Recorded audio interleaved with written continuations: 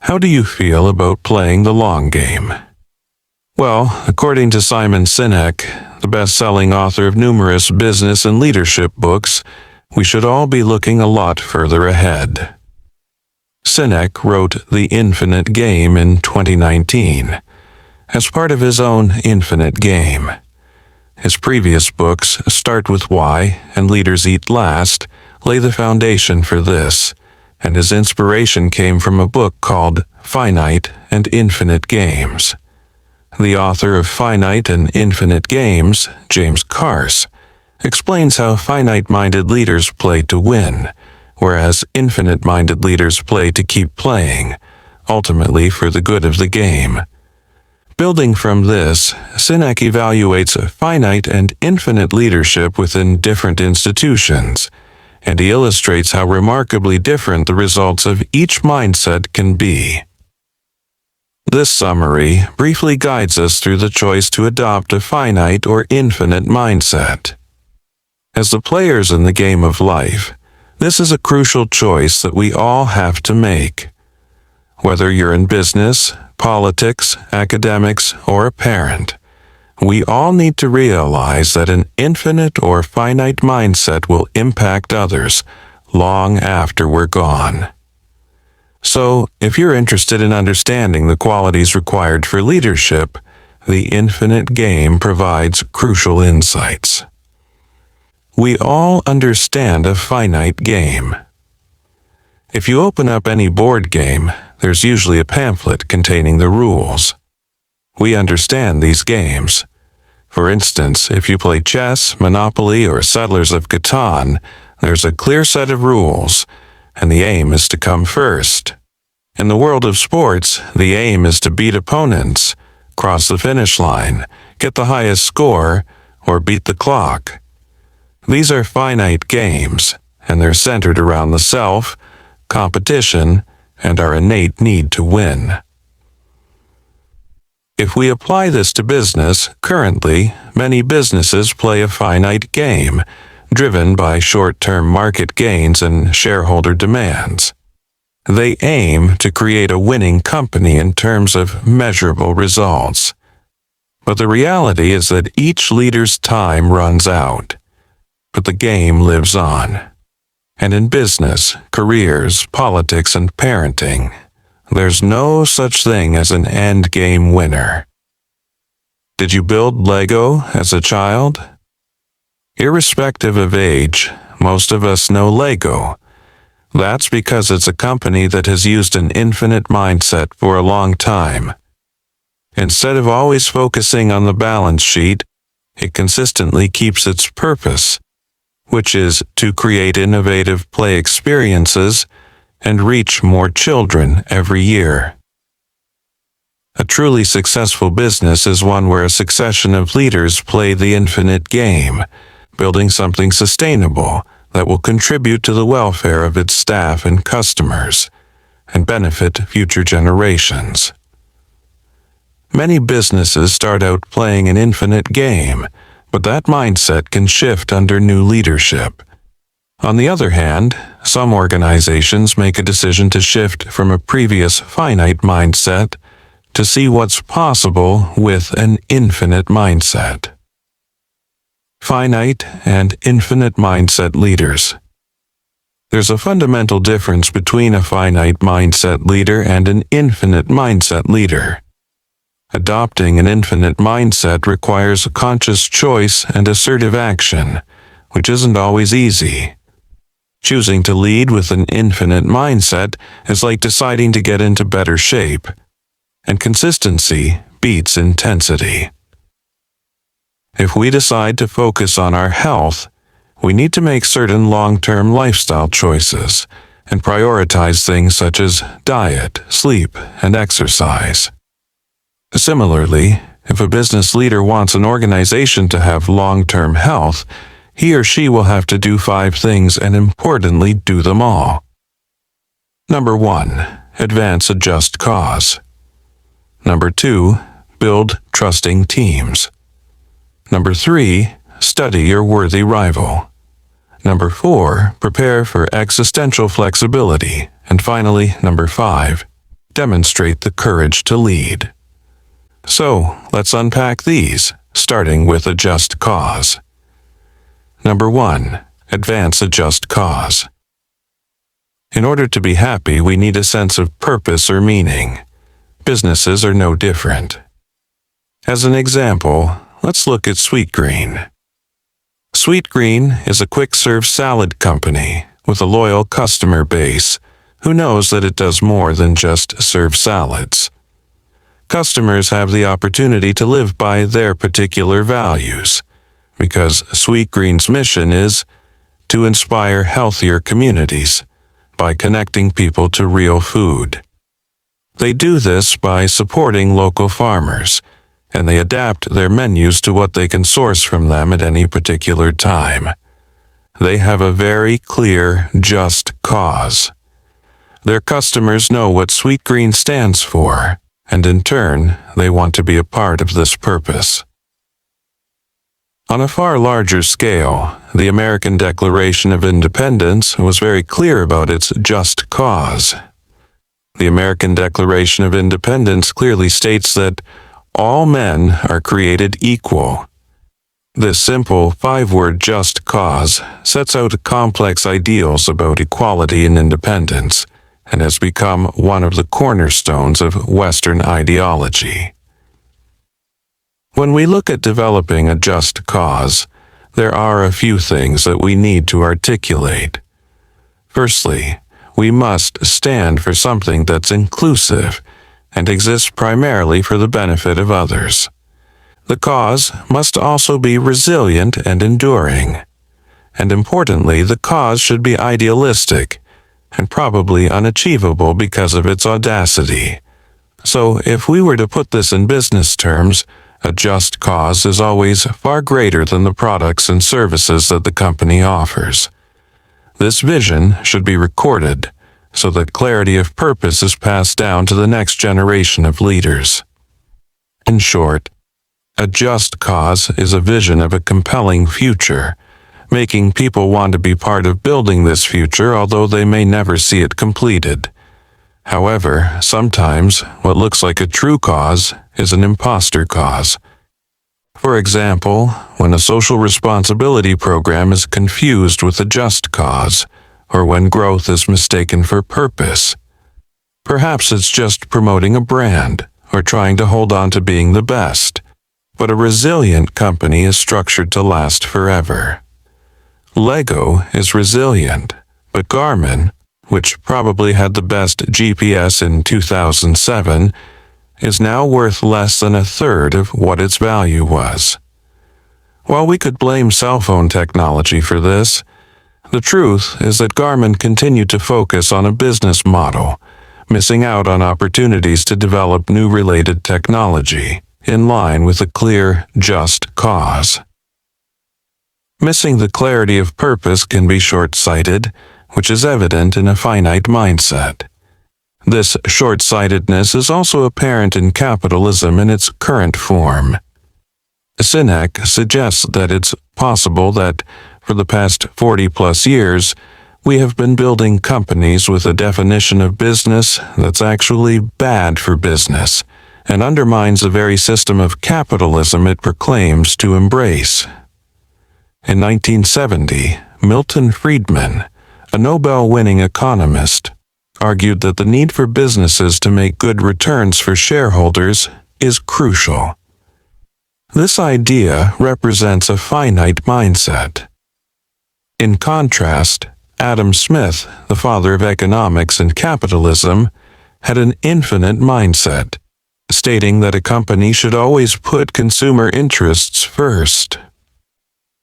The true notion of capitalism is being undermined, because essentially capitalism is about progress. In its current form, capitalism is broken because it serves those who play the system for personal gain. The Economic Policy Institute reports that, in 1978, the average CEO's pay was 30 times more than the average worker earned. By 2016, this had increased by over 800%, and was 271 times the average worker's pay. And when executive packages are linked to short-term market performance, the likelihood of layoffs, cost-cutting, and lower salaries increases. However, in the infinite game, people associated with the company, both internal and external, are protected. And of course, profit matters, but it's not an end in itself. Rather, profit is there to protect everyone associated with the business so that the infinite game can play out. Profit should never be the core focus of a business, because when results are the only thing that count, it's likely that over time we'll witness ethical fading. Ethical fading is where people use unethical means to meet stringent work targets.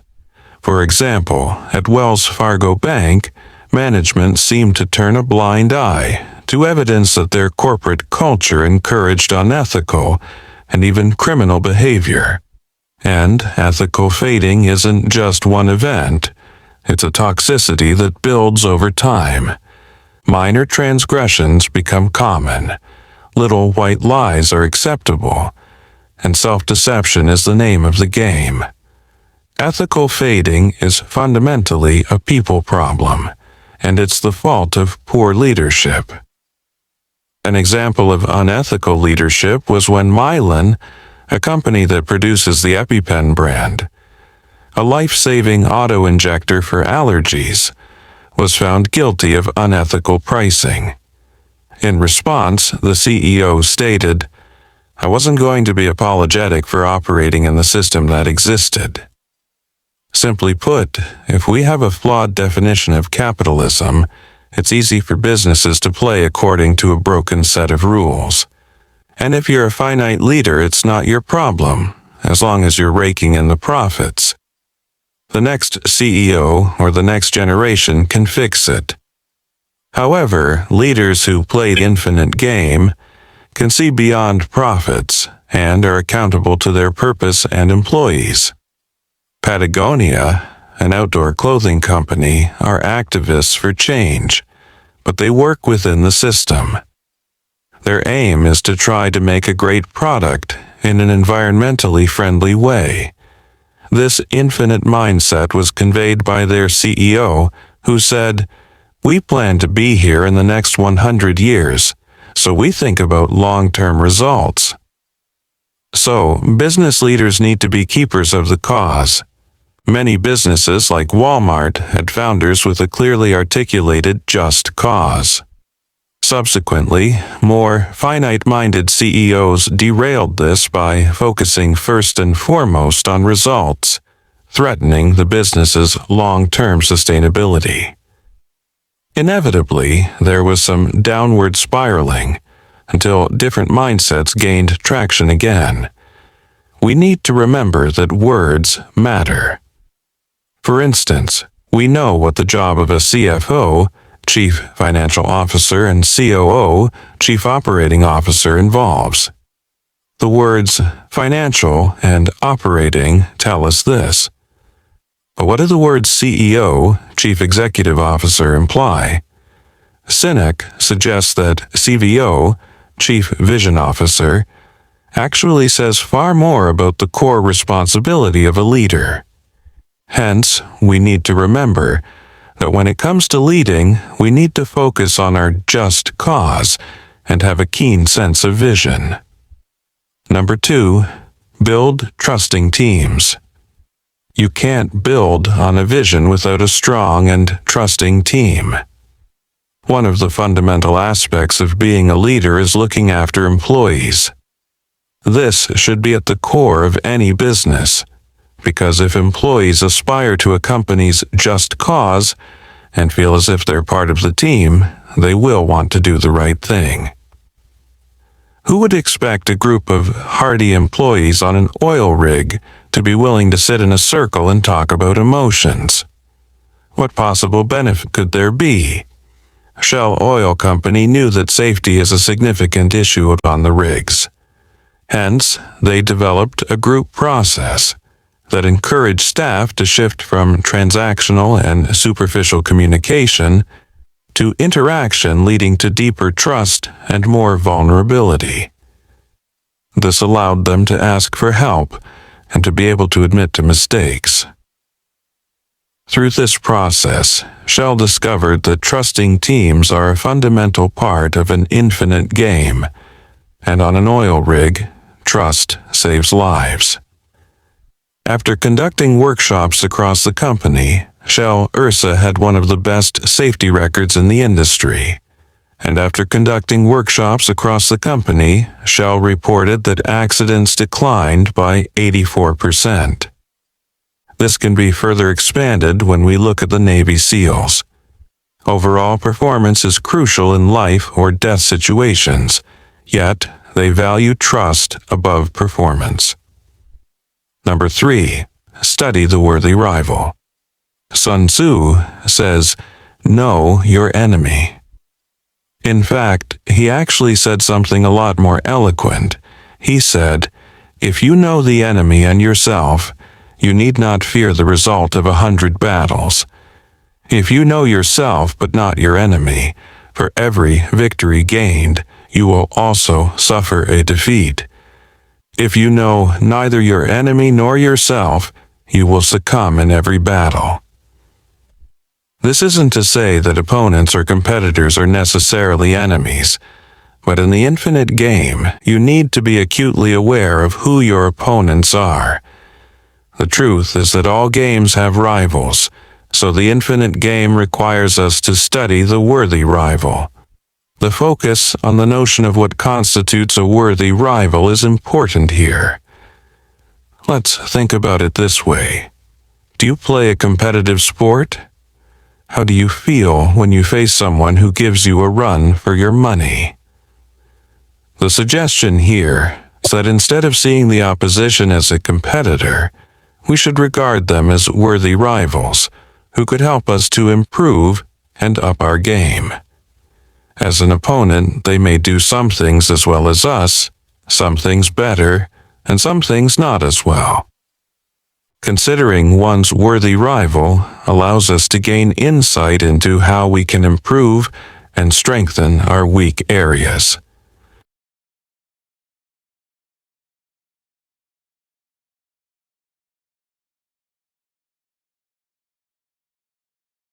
Furthermore, they remind us to be humble and agile because they show us that there's room for all of us in the game. And ultimately, sport benefits when there are more people playing. IBM showed up in the personal computer space, where Apple had the most significant share. What did Apple do? They put out an ad in the New York Times welcoming IBM into the space, confirmed their just cause, and signed off by saying, "Welcome to the task." This is the epitome of acknowledging a worthy rival. Number 4, prepare for existential flexibility. Who wouldn't enjoy escaping into a fantasy world for a while, far from the harsh realities of everyday life? Paying a visit to Disneyland is precisely that. Walt Disney risked everything when he left Walt Disney Productions, wanting to find another way to further his just cause. This defines existential flexibility because it shows that an infinite player is disruptive and is able to change course significantly in the pursuit of a just cause. Infinite leaders flex, and this practice is neither reactive nor defensive, and then they inspire others to join the trusted team. It's an existential flex because of the huge uncertainty, as well as the threat of possible failure.